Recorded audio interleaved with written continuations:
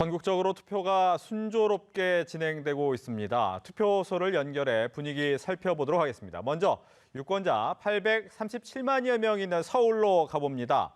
신현정 기자 나와주시죠.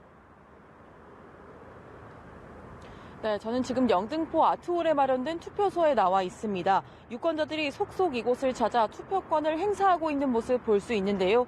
코로나19 확진자가 아닌 일반 유권자라면 이제 투표 마감 시각까지 약 3시간가량 남은 상태입니다.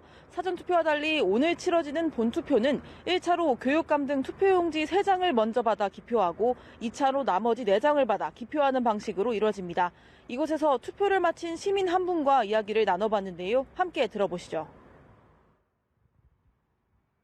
국민의 한 사람으로서 주권 행사를 하기 위해서 왔어요. 정부와 잘 협조해서 하여튼 국민들 삶이 좀 더 나아지게 해주셨으면 좋겠어요. 제일 중요한 게 경제죠, 뭐.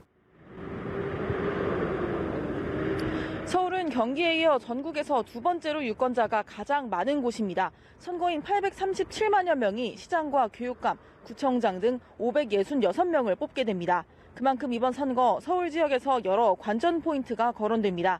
우선 서울시장 자리를 놓고 4선에 도전하는 오세훈 후보와 5선 국회의원 송영길 후보 중 누가 승기를 잡을지 관심이 쏠립니다. 조희연 서울시 교육감 후보가 최초로 3선 타이틀을 거머쥘 수 있을지도 주목되고요. 서울 시내 25개 자치구들의 권력 지형도가 바뀔지도 관전 포인트입니다. 4년 전인 2018년 지방선거에선 25개 자치구 중 24개 구에서 더불어민주당 후보가 당선됐었는데요. 이번 선거에서 여당이 된 국민의힘이 판세를 뒤집을 수 있을지 주목됩니다. 오후 2시까지 사전투표와 본투표를 합친 서울의 투표율은 41.5%를 기록했는데요. 지난 지방선거 땐 같은 시각 44.7%를 기록했던 것과 비교하면 다소 저조한 수준입니다. 투표할 수 있는 시간 아직 여유롭게 남아있으니까요. 투표를 아직 안 하신 분들이라면 유권자의 권리 꼭 행사하시길 바라겠습니다. 지금까지 서울 영등포 아트홀 투표소에서 전해드렸습니다. 이번에는 대구로 가보겠습니다. 사전투표에서 대구는 전국 최저 투표율을 기록했지요. 본투표가 순조롭게 진행되고 있는 가운데 결과는 어떨지 주목되고 있습니다. 취재기자 연결합니다. 정지훈 기자. 네, 저는 지금 대구 수성구 두산 평생학습센터에 마련된 두산동 제2투표소에 나와 있습니다. 이곳을 비롯한 대구 경북 지역의 투표는 순조롭게 진행되고 있습니다. 지금 제 뒤로 보신 것처럼 투표소로 향하는 유권자들의 발걸음이 꾸준히 이어지고 있지만 지난 대선 때와는 달리 한산한 모습을 보이고 있습니다. 오늘 대구에선 630여 곳, 경북은 970여 곳의 투표소가 마련되어 있습니다. 대구는 전체 유권자 수 204만여 명 중 30만 2천여 명이 사전투표에 참여했고 경북은 226만여 명 중 52만 6천여 명이 사전투표를 마쳤습니다. 사전투표율은 경북이 23.19%, 대구 14.8%로 대구가 전국 최저 투표율을 보였습니다. 이 시각 현재 대구의 투표율은 35.8%로 4년 전 같은 시간대 투표율 46.5%보다 10.7%포인트 낮습니다. 경북 지역도 지난 7회 지방선거 때보다 10.7%포인트 낮은 45.9%의 투표율을 보이고 있습니다. 오늘 투표에 참여한 대구 시민들도 낮은 투표율에 아쉬움을 나타냈습니다. 대선 때는 그래도 사전투표가 상당히 좋았는데 그래서 본투표라도 좀 많이 나오셔서 많이 하셨으면 좋겠어요. 투표는 내 정당한 극이니까.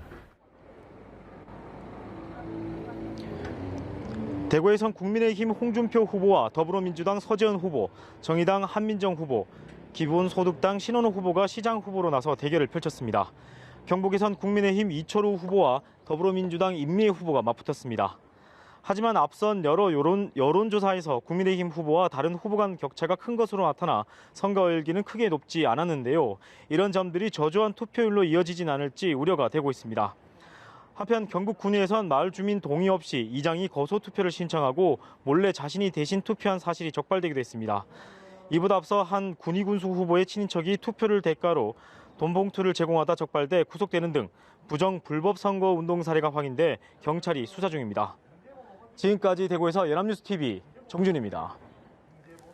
다음은 강원 지역으로 가보겠습니다. 강원 지역 내년 6월이 되면 특별자치도로 명칭과 지위가 변경되면서 도지사의 권한이 대폭 늘어납니다. 이번에 당선되는 후보가 초대 강원특별자치도지사가 되는 건데 이 때문인지 투표 열기도 굉장히 뜨겁다고 합니다. 춘천을 연결해 강원 지역 투표 현황 알아봅니다. 이상현 기자. 네, 본투표가 시작된 지 시간이 제법 흘렀지만 강원 지역 투표소에는 꾸준히 유권자들의 발길이 이어지고 있습니다. 제가 나와 있는 이곳이 초등학교 체육관이다 보니 아이들과 함께 투표소를 찾은 학부모들의 모습을 볼 수 있었는데요. 아이들은 민주주의에 꽂힌 선거의 모습을 직접 눈으로 보며 새로운 경험을 하고 돌아갔습니다. 이곳 강원 지역에는 모두 670곳의 투표소가 설치됐고 유권자 수는 133만여 명입니다. 강원도는 역대 모든 지방선거에서 전국 평균보다 높은 투표율을 기록하고 있는데요. 사전투표율을 합친 오후 3시 기준 강원 지역의 투표율은 68만여 명이 참여한 51%로 전남에 이어 전국에서 두 번째로 높습니다. 하지만 바로 직전에 있었던 대통령 선거와 4년 전 지방선거보다는 낮습니다. 강원도의 경우 현직 최문순 강원도지사가 3선 연임 제안으로 물러나게 되면서 무주공산이 된 자리를 두고 여야 맞대결이 펼쳐졌습니다. 국민의힘 김진태 후보와 더불어민주당 이광재 후보 가운데 누가 초대 강원특별자치도지사가 될지 관심이 모아지고 있습니다. 강원 지역 투표는 현재까지 크고 작은 소란 없이 무사히 진행되고 있습니다. 지난 대선 당시 이곳 춘천에서는 사전투표를 한 유권자가 본투표 날 또다시 투표용지를 받고 항의를 하다 공직선거법 위반 혐의로 체포되기도 했는데요. 이러한 돌발 상황에 대비해 강원경찰은 도내 투표소에 1,300여 명의 인력을 배치했습니다. 또 투표가 마무리되면 개표장으로 이동하는 600여 개의 노선에도 인력과 장비를 투입해 부정선거 의혹을 원천 차단한다는 계획입니다. 이제 투표 종료까지 시간이 얼마 남지 않았습니다. 지금까지 강원도 춘천에서 연합뉴스 TV 이상현입니다.